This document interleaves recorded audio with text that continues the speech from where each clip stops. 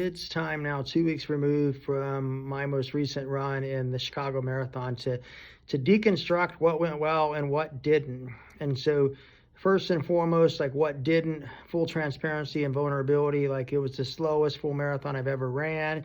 It was the slowest full marathon that I've ever ran by over 15 minutes. In addition to that, like it was over 2 full hours slower than my PR.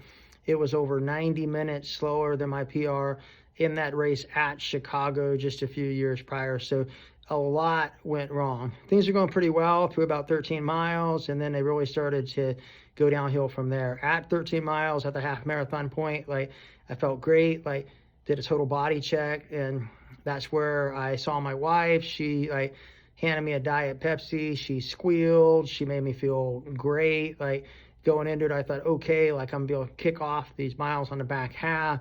And then about a mile and a half after that, like things started to come apart again. So like her words got me through the next mile and a half.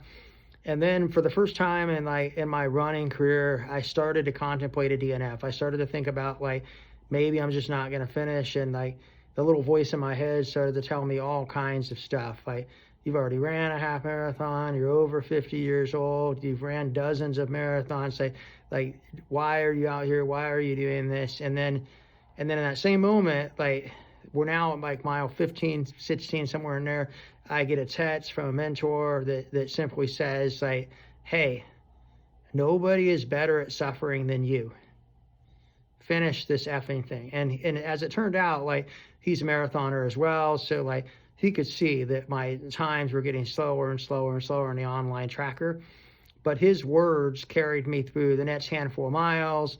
Then I saw my wife again, and she's like, hey, here is a like fresh headband, like here's a Diet Pepsi. Like, so the message here is that words matter, like words of encouragement matter. So go out there today, and like you have the ability to make an impact on somebody else's life, on somebody else's big achievement, whatever that thing is.